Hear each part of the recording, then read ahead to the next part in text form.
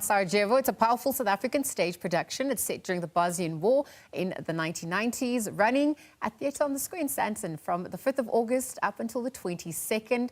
And the play, it's not just a war story, it is a psychological thriller. It's about friendship, breaking under fire, the human cost of surviving where the world demands enemies, and through themes of love and loyalty and impossible choices. Sarajevo then asks what happens to humanity when ordinary people are forced to the edge. So it's quite the conversation started. Actually joining us now is lead actress Aimèe Mica Komorowsky. To delve in further, Aimèe, a very good morning, and thank you for your time at the Sun with us. Good morning. Thank you so much for having me. Aimèe, you've journeyed with Sarajevo for quite some time now, in your relation to Mirella, how it's grown, with the siblings, with Peter as well. Just tell us a little bit more about your own personal journey. Sure. So I started writing this play about 10 years ago now, but it has gone under many transformations. Yes. I was obviously very young when I started writing it, and as it's developed, I've grown more and I've learned more about the war and have had more experiences with people who have actually gone through the conflict. And of course, the beauty of theatre is that it has that capability of transformation. So I've really used that to my advantage. So the show has completely changed from what it was, and till now it's rendition of what it is right now. Yeah.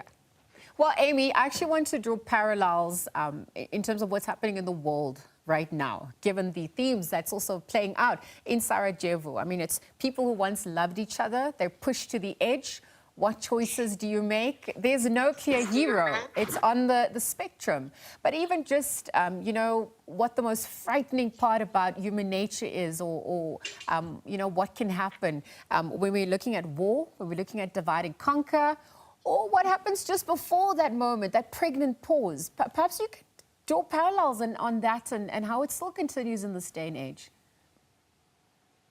Yes, of course. So I guess to start off with, Sarajevo is not escapism. It's not theatre of escapism. And it's one where we choose to face what we would rather want to forget. And it is things that we see on the news every day. And above all, it asks us how a friendship fractures under the pressure of war. And before the siege, you know, you have these three friends, Mirella, Alexander, and Slobo, and they're three kids who grew up together on the same street. They smoked the same cigarettes. They carved their names into the same tree, and they were inseparable until the world around them just demanded the separation. And this is something that is happening still today all over the world. It's not something new.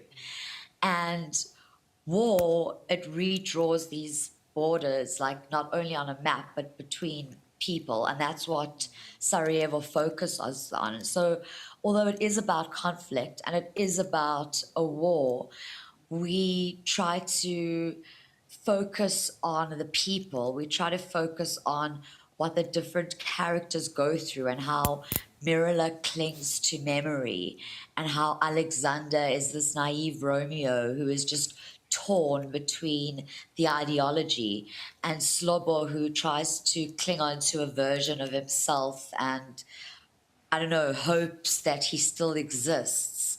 And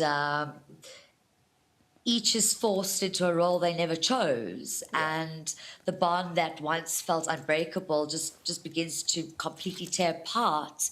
And not in a single moment, but just, you know, in 100 million small ones. That it's a hesitation, it's a silence, it's a little shift in the eye. And the real violence lives, and it lives in people's homes. It's not in the greater context of the war. And what about Aimèe, let me come in there. Let me come in there, because I actually even wanted to look at Peter, right? The witness, but also the observer. There's some ethics when it comes to telling stories, that responsibility as well. How did you manage that, or how's it evolving over the years as well? Well, I've always found the media has a vital role to play in the portrayal of a war. And well, firstly, in the Bosnian War, it was the first war where media actually started being attacked. Yeah. So before you would have, media cars being protected by TV, having TV or press written on them or their tags. And this was the first time where press were a target as well. So I think Peter, his character is so integral because he's a foreign photographer with a camera that records everything, and he arrives as a witness. But his proximity pulls him into the story, and he thinks he's only observing at the beginning. And then the lens starts of becoming this question, and it kind of asks, when does looking become taking? And it starts asking, when does that lens fall away? And then we have a line in the show about of, why don't you take pictures from both sides? How often the media will only portray the one side of people suffering. And I think the whole point of Sarajevo and what you asked about before, about the current conflicts, is that the message is that pain is pain. No matter where you are in the world, no matter what side of the conflict or the battlefield that you're on. And so often photojournalism gets that wrong, but also photojournalism is such a necessary tool to show us the carnage of war. Yeah. Aimee? And document what's happening. Yeah, well, you have really encompassed such a vital part of history, of what's happening on our current contemporary landscape as well, drawing parallels as well. Thank you for your work. All the best as you continue as well. I'm going to have to leave our conversation there. Just obviously now urging everyone to come and support and actually watch it. Lead actress Aimèe Mica Komorowsky chatting about the powerful new stage production, Sarajevo. Of course, it's now showing, as we mentioned, at Theatre on the Square in Sandton up until the 22nd of August. Again, thank you to her for joining us.